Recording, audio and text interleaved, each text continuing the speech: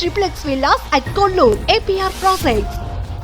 Instagram reels కి ఇప్పుడు మాట్లాడే సంబంధమే లేదక్క. మరి అట్లనే ఉంటది కదరా. యాక్టింగ్ ఎలా అక్క అసలు ఇండస్ట్రీ కమింగ్ ఇంట్రెస్ట్ ఎట్లా నీకు?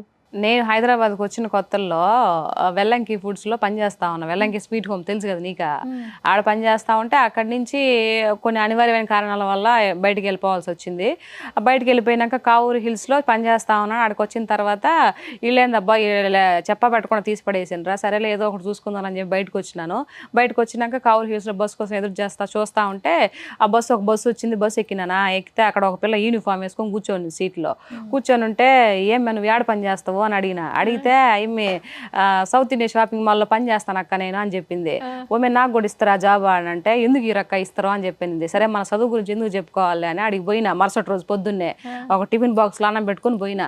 వాళ్ళు 9:30 గంట 10 గంటలకంట షాప్ ఓపెన్ చేసి నేను 8 గంటలకు పోయి కూర్చుంటేని పోయి ఎప్పుడు వస్తారా అని ఏదో కొత్త చేతి గడికి పొద్దురగనట్ట పోయి కూర్చుంటేనే. అవును కూసుకొని వస్తే వాళ్ళు 10:30కి నిదానంగా వచ్చారు. నిదానంగా షాపులు అన్ని తుడుచుకొని అని పోతే 11 గంటలకు పోయినా. నేను 11 గంటలకు నా మొహం చూసిన రోజులు. సరే జాబ్ కోసం వచ్చినానంటే జాబ్ సరేనమ్మా అని చెప్పేసి అని 7,500. అంతకుముందు వెల్లంకిలో ఉంటే 10,000. సరేలే ఏదో ఒకటి గుడ్లో మెల్ల అనే చేసుకుంటా పోతే ఖాళీగా ఉంటాయి కూడా రావు కదా అని అట్లా చేసుకుంటూ ఆ బ్రాంచ్ ఈ branch south India shopping mall తెలుసు కదా. సేల్స్ గాలుగా చేసుకుంటూ అకౌంట్ సెక్షన్లో పాపం అక్కడ ఓనర్ ఒక ఆయన చదువుకున్న దానివి ఎందుకమ్మా ఇవన్నీ అని చెప్పేసి కంప్యూటర్ నేర్చుకోవచ్చా నీకు అన్నట్టు రాసా నేర్చుకుంటానని చెప్పిన. కష్టపడి 3 నెలలు నేర్చుకోవాల్సిన టాలీ 1 నెలలో నేర్చుకున్నా. టాలీ నేర్చుకొని సర్టిఫికేట్ తీసుకుని అడిగిపోతే అకౌంట్ సెక్షన్లో జాబ్ ఇచ్చినాడు. ఆ జాబ్ ఇస్తే సరే చేసుకుంటా పోతా పోనీ ఏదో ఒకట్లో 15,000 శాలరీ పడతా ఉంది కదా. 7,500 10,000 7,500 తర్వాత 15,000 అని చెప్పి ఏదో ఒకటి అని చెప్పి చేసుకొని జాయిన్ అయినానా. ఆ తర్వాత చేస్తా పోతా ఉంటే ఆడికి ఎవరో ఒక ఆయన వచ్చా. ఇదే ఈ south India shopping mall ads అవి ఉంటాయి కదా. డైరెక్టర్ వచ్చా, ఏమో బాగుండవు చూడడానికి, నువ్వు మూవీస్లో యాక్ట్ చేయొచ్చు కదా అని చెప్పేసి మరి ఎందుకు అన్నాడు ఏమో నాకు తెలీదు. అవునా నాకు తెలీదు సార్ ఆ యాడ్ ఉంటుంది అని అంటే నీకు ఇంట్రెస్ట్ ఉందంటే యాక్టింగ్ ఇది ఇవన్నీ డైలాగులు అయినా చెప్పడం ఇంట్రెస్ట్ ఉంది కానీ ఈ సినిమాలో యాడో తీస్తారో నాకు తెలియదు, నిజంగా తెలీదు హైదరాబాద్లోకి వచ్చినా కానీ. అవునా సరే ఎందుకు పలానా బోయపాటి సారు సినిమా తీస్తూ ఉన్నాడు అడి పోమ్మా నేను నెంబర్ ఇస్తాను చెప్పి కో డైరెక్టర్ నెంబర్ ఇచ్చా. సరేలే ఫోన్ చేద్దామని ఆ నెంబర్ కాస్త పోగొట్టుకుంటుని నెంబరు ఆ డెస్క్లో ఏడో పెట్టి దాన్ని 3 రోజులు ఎతికినా నేను కనపడలేదని చెప్పి ఎతకంగా కనిపించింది. మొత్తానికి ఫోన్ చేస్తే ఒకసారి ఆఫీస్కి రమ్మని చెప్పి వాళ్ళు ఎక్కడో చెప్పారు. ఆ మాదాపూర్ సైడ్ ఎక్కడో ఆఫీస్ ఉండే. అవును అడిగిపోయినాక ఫస్ట్ మాట్లాడింది బోయపాటి సారు. ఏం చేస్తావమ్మా నువ్వు అంటే అకౌంట్ సెక్షన్గా జాబ్ చేస్తూ ఉన్నాను సార్ అని చెప్పిన. చెప్తే సరేనమ్మా నీకేమైనా డైలాగ్ వచ్చానంటే డైలాగ్ అంటే వచ్చు సార్ చెప్తానని చెప్పిన. అదే ఏమంటివి ఆ డైలాగ్ చెప్పిన. ఆయనకి చెప్పిన. ఆయన ఇంటా ఉన్నాడు. ఈ ఎమ్మికి పిచ్చిగాని పట్టిందా ఏంది అనుకున్నాడో ఏం పాడో. ఈయన అంత అయిపోయిందా అని అడుగుతున్నాడు ఆయన.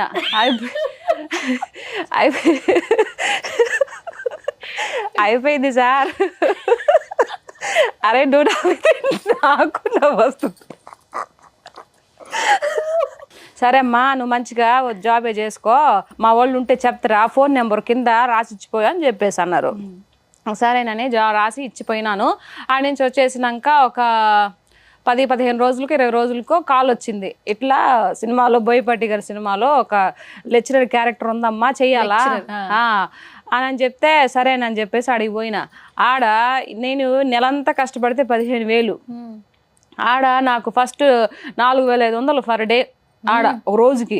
ఓహో ఇదేదో బాగుంది కదా అని చెప్పి 7 రోజులు 8 రోజుల్లో చేసిన. నా మళ్ళీ వారానికి వారం 10 రోజులకు పేమెంట్ కూడా వచ్చేసింది. ఫుడ్ పార్టీకి ఫుడ్ మంచిగా కూర్చో ఉండొచ్చు ఆడ చెట్ల కింద. ఆ తర్వాత ఇంకా అన్నం పెడతా ఉండే మళ్ళీ డబ్బులు ఇస్తా ఉండే.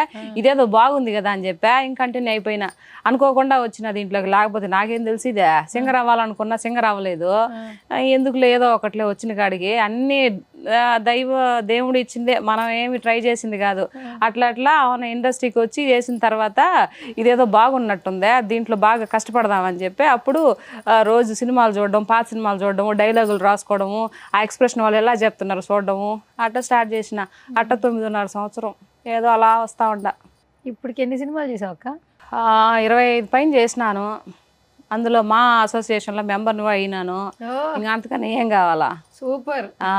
9 ఏళ్ళకి 9.5 సంవత్సరానికి నేను అవి కూడా 4 ఏళ్ళ పైన అవుతుంది. అచ్చా సూపర్. అట్లా ఇంకొకటి ఏంటంటే ఇండస్ట్రీ అంటే ఇలా ఉంటుంది అలా ఉంటుంది అని కొంచెం భయం పెట్టేస్తూ ఉంటారు. అలాంటిది నువ్వు ఊరి నుంచి వెళ్ళి ఏమీ తెలియకపోయినా ఇక్కడ అసలు ఎవరూ తెలియదు, ఆఫీసులకి ఫొటోస్ ఇచ్చి నెంబర్ పెట్టి వస్తుందో లేదో తెలుసుకుని తర్వాత వచ్చిన తర్వాత వెళ్ళి మీట్ అయ్యి తర్వాత మాట్లాడి సినిమాల దాకా వెళ్ళి షూటింగ్లు చేసుకుని మళ్ళీ ఇక్కడ షూట్ లేకపోతే మళ్ళీ ఊరెళ్ళిపోయి వాళ్ళతో ఉంటూ నిజంగా ఒక ఆహా ఇది షూటింగ్ అంటే ఇప్పుడు మొన్న ఈ మధ్య 1.5-2 years లోనే ఊరికి వెళ్ళిపోయేది. అంతకుముందు నేను మా వారు ఇద్దరం ఏడే కదా ఉన్నిందే. పిల్లకాయలు మా అత్త మా మామ చూసుకుంటా ఉంటే ముగ్గురునే మేమిద్దరం ఏడే ఉన్నింది. ఈ మధ్య కాలంలో పెద్దోళ్ళు ఇది ముసలోళ్ళు అయిపోయింది కదా, షుగర్లు బీపీలు అన్ని వచ్చేసాయి ఫ్యామిలీ ప్యాక్ లో. ఆ తర్వాత పాప చూస్తే ఇప్పుడు 14 సంవత్సరము, ఇంకెవరు ఒకరు ఉండాలి కదా ఇంటికాడ.